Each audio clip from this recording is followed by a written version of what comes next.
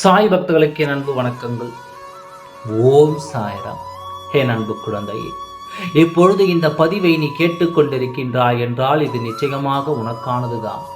ஏனென்றால் எத்தனையோ முறை நான் உன்னிடம் பேச வந்திருக்கிறேன், ஆனால் நீயும் அதை காது கொடுத்து கேட்டது கிடையாது என்ற மனக்கவலையில் நீ நகர்ந்து விட்டாய். என்னுடைய குழந்தையே, உன்னுடைய காதுக்கு இந்த வாக்கு விழுகிறது என்றால் நிச்சயமாக இது உன்னுடையதுதான். நீ கேட்டுத்தான் ஆக வேண்டும். முழுமையாக கேள். உன்னுடைய வாழ்க்கையில் நீ இப்பொழுது முடிவு எடுத்தாக வேண்டும் என்ற கட்டாயத்தில் இருக்கிறாய். நீ இந்த முடிவு எடுத்தால்தான் உன் வாழ்க்கையில் நீ அடுத்த கட்டத்திற்கு நகர முடியும் என்ற சூழ்நிலையிலும் நீ வாழ்ந்து கொண்டு தான் இருக்கிறாய்.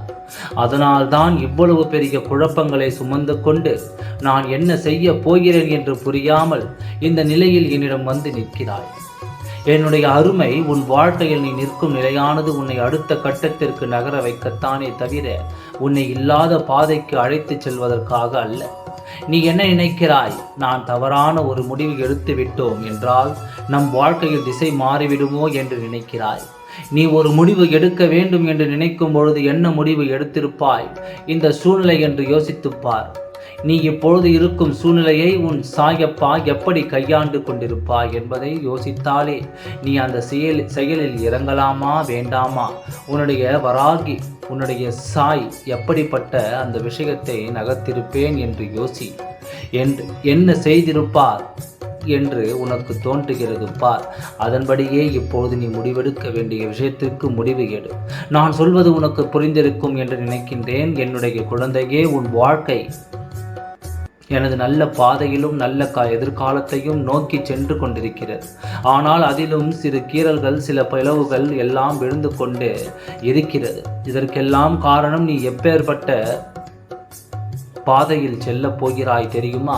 அதற்கான தடங்கல்கள் தான் இது. அதனால் நீ பெரிய விஷயமாக நினைத்து கவலைப்படாதே. உன்னை இந்த நிலையில் நினைத்து வைத்திருப்பது நான் தான். அதை பற்றியும் கவலைப்படாதே. உனக்கு நான் குழப்பத்தை கொடுப்பேனே தவிர அதற்கான தீர்வையும் கொடுப்பேன். அதற்கான வழியையும் நான் இந்த பதிவின் மூலமாக உனக்கு நான் சொல்லிவிட்டேன். உன்னுடைய சாயப்பாவை நினைத்து பார்த்தால் உன் வாழ்க்கையில் நடக்கும் அனைத்து குழப்பத்திற்குமான விளைவுகளும் தெரியும்.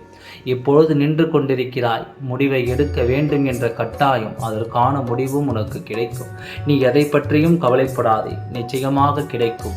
வாழ்க்கையில் நீ யோசிக்கும் அளவுக்கு உன் வாழ்க்கையை நான் கெடுத்து விட மாட்டேன்.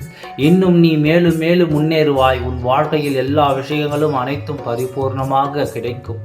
எல்லாம் நல்லபடியாகவே நடக்கும். ஓம் சாய்ராம். நன்றி, வணக்கம்.